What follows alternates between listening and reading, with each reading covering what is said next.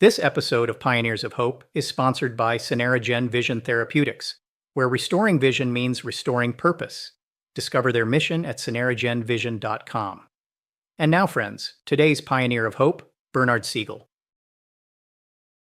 For the last 22 years, I have been a stem cell advocate.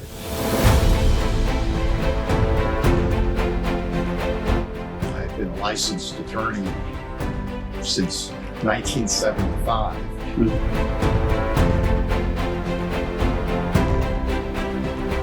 But the course of my life changed about 22 years ago.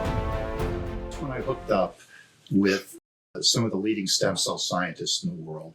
And I decided to not practice law anymore and became a stem cell advocate and a policy person, because I viewed at the time that this field represented the future of medicine. And I personally had a stake in it. And if I had a stake in it, I saw others as having a similar need for these therapies. Wasn't where you started in your advocacy just really sort of closely related to law and policy? In other words, did you really give up law, or did you shift your focus of what you wanted to do? What happened is 22 years ago, I decided not to practice law in Miami, Florida, as I built a law practice. And what I chose to do with my skill sets is to devote myself 100% to the emerging field of stem cells in regenerative medicine. And as you know, in 2002 and into 2003, I got absorbed into a rather incredible case, what is referred to in the field of people who understand the history as the cloning case. And it's important to understand a little bit about that to understand how I could change my career, change my life, and do something else that has been incredibly fulfilling. So what happened is that at the end of 2002, a group claimed they cloned the baby.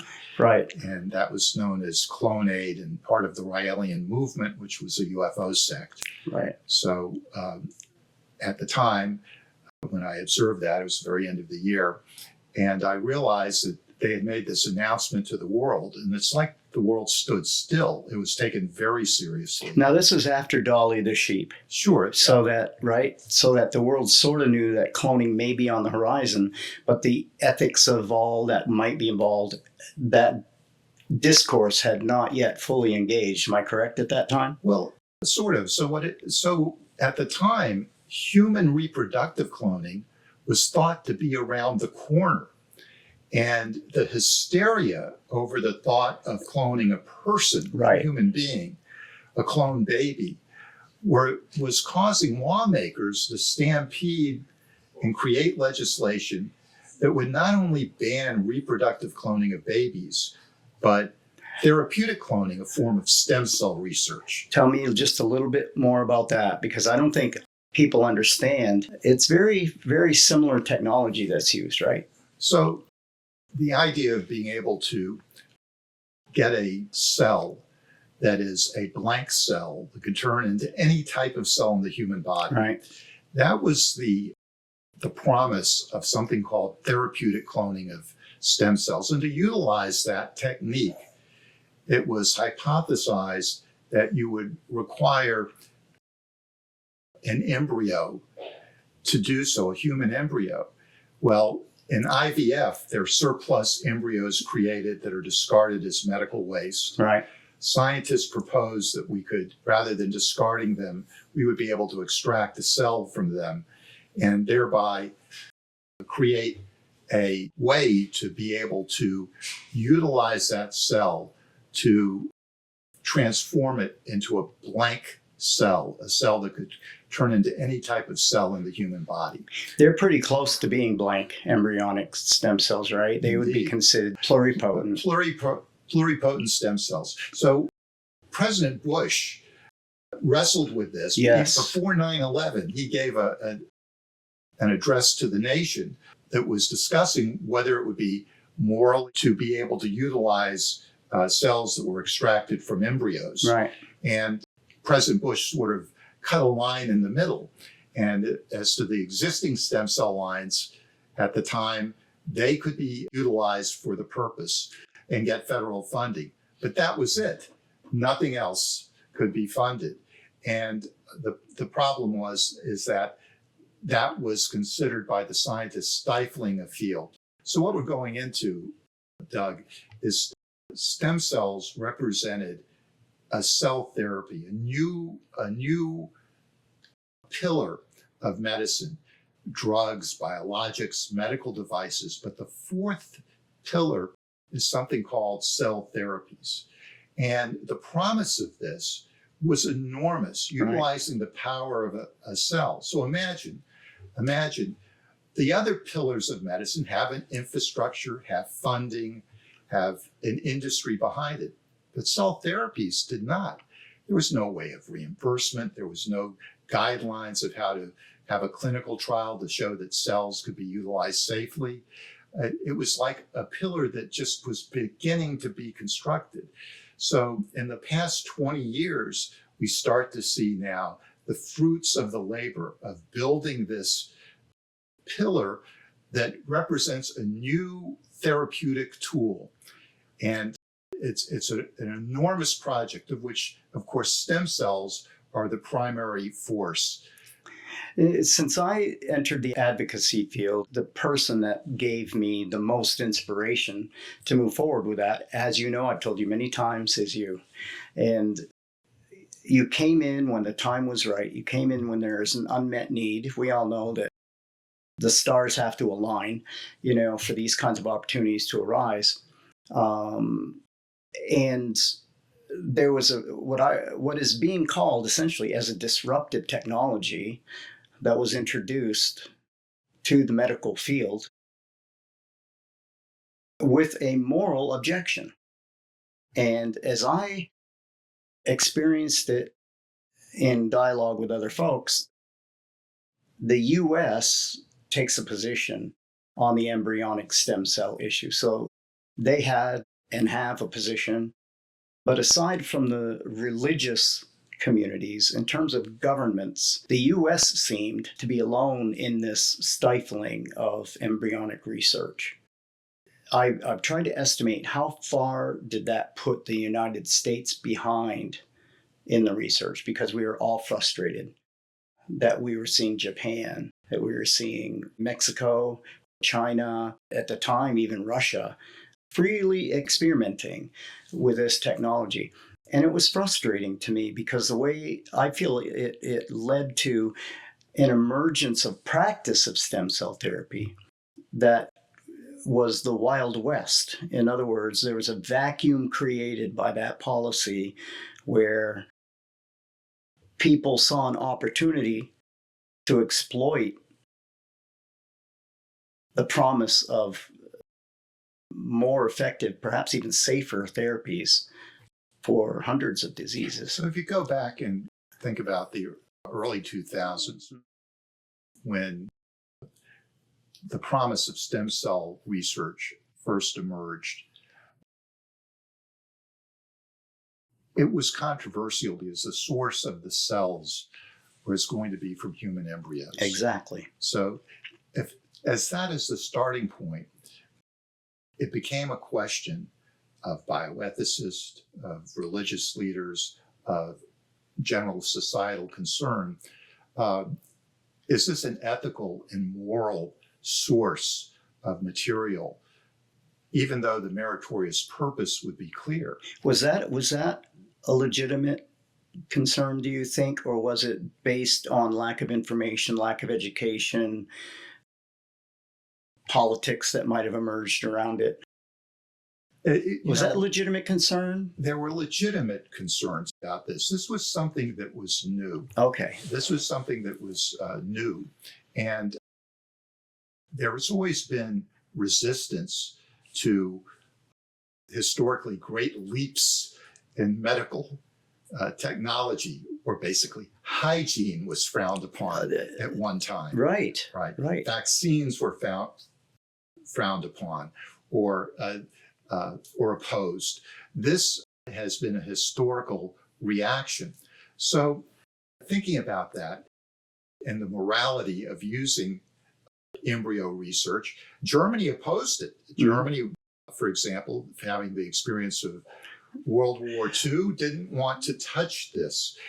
Other countries with scientific prowess, China, Japan, Israel, moved forward with this. And where was the United States? Well, of course, the United States, with the National Institutes of Health, the greatest engine of scientific advancement, perhaps in the history of our species, with the funds that they've put in over the years. Was that funding going to go into this emerging field or not?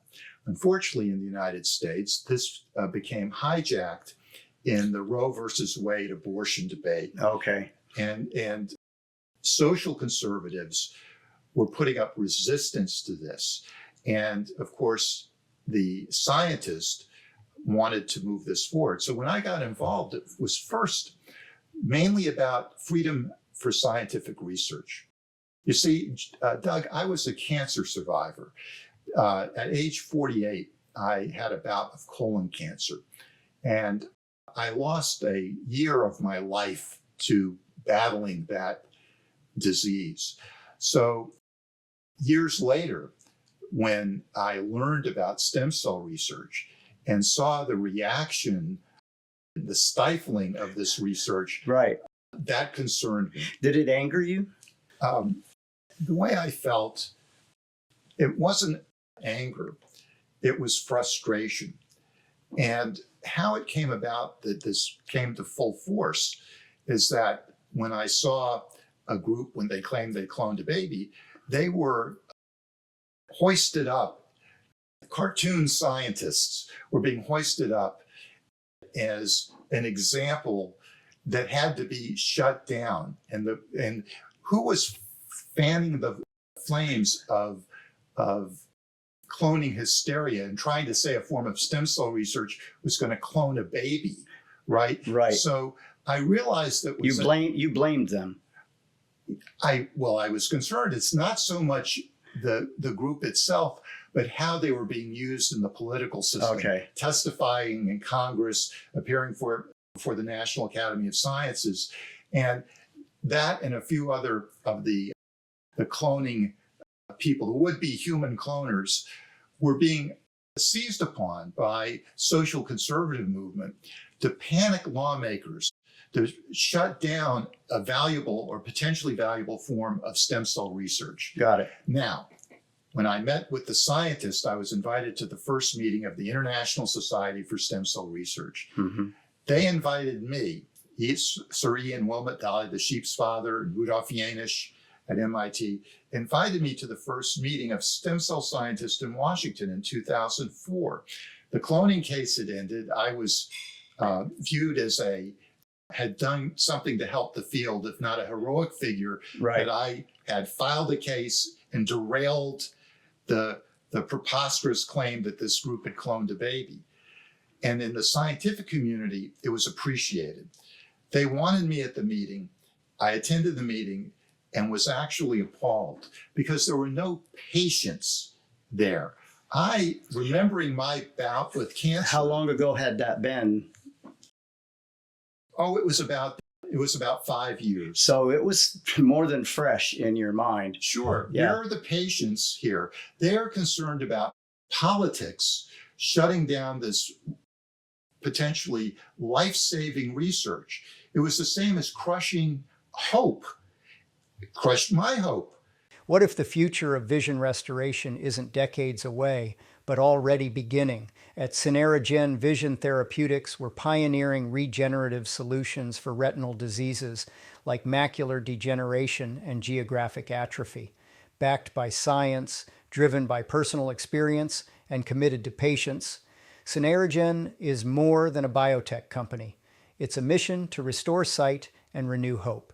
Visit syneragenvision.com to learn more and be part of the future of vision.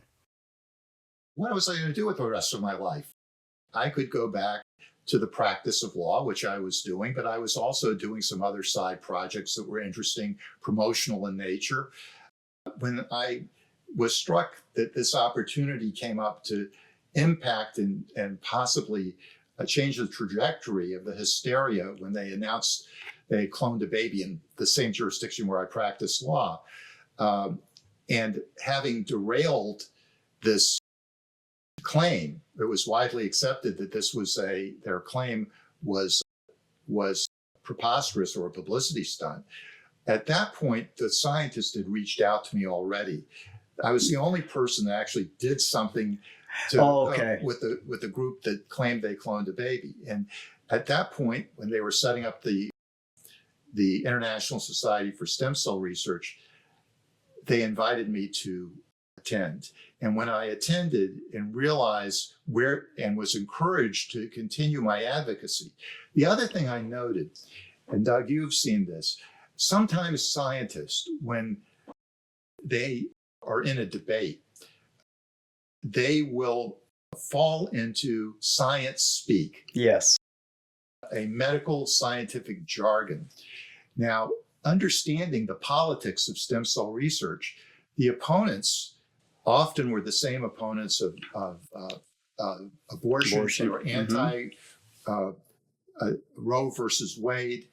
They were experienced in appearing before a camera, and the scientists would speak in tongues. Yeah. So the scientists appreciated me at that time because, as a former courtroom attorney, I didn't fear the camera that much, and having weathered the intense scrutiny of the 15 minutes of fame of this global hysteria over cloning, and I had managed to conduct myself in interviews and all the things that came with it, I lost all my fear of this. And the opportunity presented that the scientists said, well, Bernie, if you decide to pursue this field or create a nonprofit advocacy organization, we'll join your science advisory board. So let me get this straight. Dolly the sheep's father, Ian Wilmot, Rudolf Janisch at MIT, Doug Melton at Harvard, Lawrence Goldstein at the University of California, San Diego, Alan Trounson, an IVF pioneer. These folks joined my science advisory board, and I had been given a world platform with the cloning case. So as such, I had a choice of what I was going to do next. Right. When it comes to that choice, I describe, and we're sort of comparing stories a little bit, but I describe my journey. You know, I'm a person of faith, and my feeling has been that I didn't create what happened to me. The other people created what happened to me. I had nothing to do with it. I was a guy who let somebody stick a needle in his eye. So the outcome that I received, as you know, was great. Still grateful every single day for that. But the feeling I got entering the advocacy world was one of just being open to the opportunity, not orchestrating it, but just being open to it. And I just found that there was a step put in front of me. And if I took the step, resisted fear or concern or whatever, the steps just kept happening. It was like I didn't have to do a lot of work to create the opportunity, that somehow my work was inspiring others to give more opportunity. Do you know what I'm saying? Well, what you're saying to me is that the opportunity was presented to you and you took the first step. Mm-hmm. The way I frame it is I take the next logical step.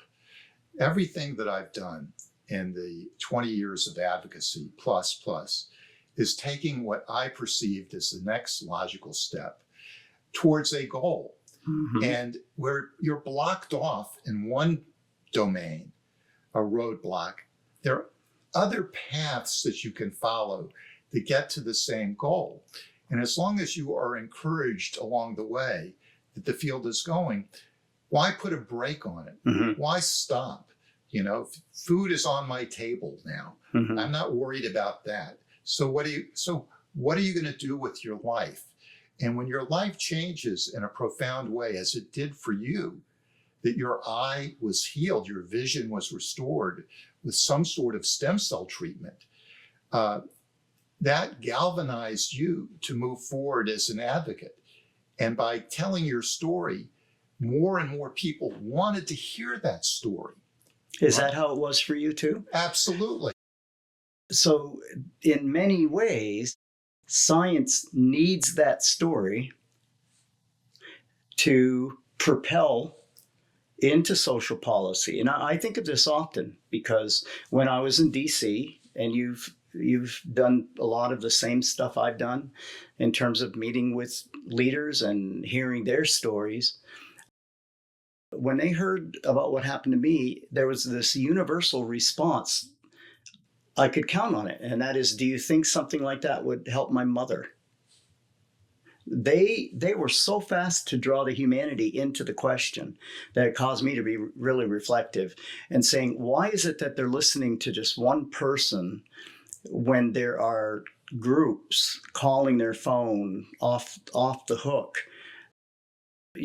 Special interest groups or lobbyists or, so many other influences for their thoughts, so many of the demands for their loyalty in anything. Why is that story why did it cut through like a knife, just like your story did?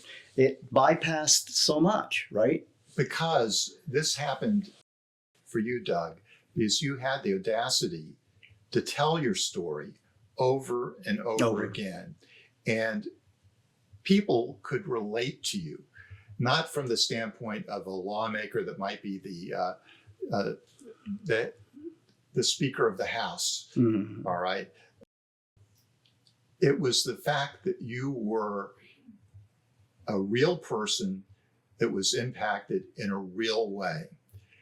In my lifetime, as an advocate, someone that was devoted to the law, but had a penchant for knowing how to promote things, to paraphrase Lincoln, with public appreciation, you can do anything and everything. Without it, you can't get anything done. So I realized that there were very few people really pushing for stem cell research. But, it's like with the star quarterback doesn't throw to the receiver, he throws to where the receiver is going. Mm-hmm. So my vision of what this field was going to accomplish, and what was missing with the scientific community at the time in 2003, that felt it was under siege, that would then not be able to move the field forward, that made me a proponent and advocate for, at that time, embryonic stem cell research, and later expanded to the whole field of regenerative medicine, now even into Healthspan and longevity. Exactly. Right.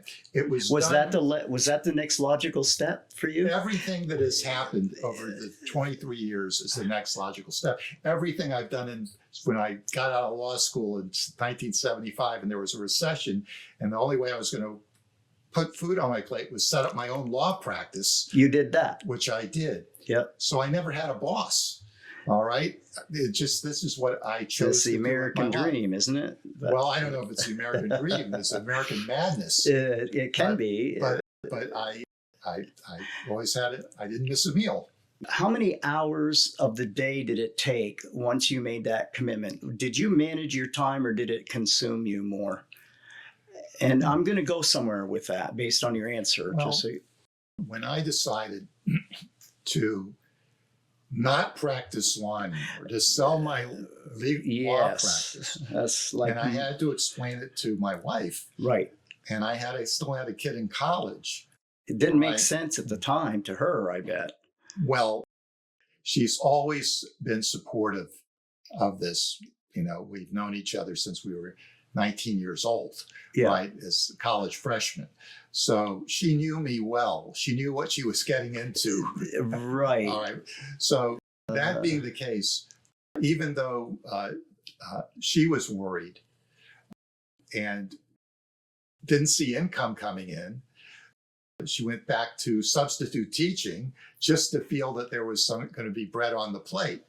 Well, I was totally consumed with this, Yes. 24/7. And I would go out, because living in Miami, I'd go out and get colada of Cuban coffee, Cubano. I would sip my colada in front of my computer. I would talk to people on the phone. And when the scientists, Ian Wilmot and Rudolph Yanish, said they would join an advisory board, I cheered. And when the first time anyone gave me a check to the nonprofit I created, I had tears in my eyes. And I utilized those funds to be able to go to the United Nations, to battle the bans that were going to be imposed by world treaty and help derail a world treaty. I was on a roll at that point, and I couldn't be stopped. The way I looked at it, if I was the only person in the world doing something that no one else was trying to do in a particular way, do I do it or not? At that point, I saw the influence, and people who I admired, people who had talents and skills and education, scientists that truly that just kept urging you on. And well, it's not only urging them on, but they were receptive to the message I had that you can't go it alone. You need to have patient advocates involved. And I was learning the policy. I wasn't a policy expert, an FDA expert, an NIH expert, But what I realized in time, that stem cells represented a consumer movement, Doug, a consumer movement. And what I mean by that, the general public didn't perceive stem cells as a public issue, a policy issue. They saw it and began to see it as a personal health issue, something that would impact their lives, their loved ones, their that friends. they had some control over at the time. They could make those decisions. And more so, the opponents of embryonic stem cell research essentially was crushing hope, crushing their hope. And therefore, the lines became drawn. The political process was going to move forward. And I believed, and still believe, I was on the side of meritorious science and freedom for scientific research. But in the journey, I also realized that science and these emerging technologies need to have appropriate societal boundaries. It's not open to all. And in this day and age, when you consider the convergence of AI and AI plus biotechnology, AI plus pharma, AI plus genetics and the genome, we don't know what's next. We want this, it's not because I'm a techno-optimist. I'm a techno-realist. These things are coming. If they're going to come, can we get ahead of the game to make sure that these technologies are used to the benefit of all, and that the therapies that are going to come out of this are going to also go to the broader population? So along the way, as my legal skills or knowledge kicked in, and I saw this form of research as a human right. At times in this field, I felt like I was managing some vast campaign. Let's say a military campaign, and you have all these little flags, all the troops, of all the stakeholders, and of the you're armies. the strategic manager. And if this thing is blocked off, another thing. So it's managing media. It's reaching out to people that are in hierarchies, but it's not reaching out to the top people in the hierarchy. It's reaching out to top, to the middle, to the bottom. Every stakeholder has a story and a narrative. And if you like people, and you're generally a people person, and as a lawyer, you present narratives, winning narratives to the court. What was the narrative of this movement? What is the narrative of the science? What can you do to bring the attention to a field so it will be a game changer and develop sooner rather than later when there are enormous obstacles.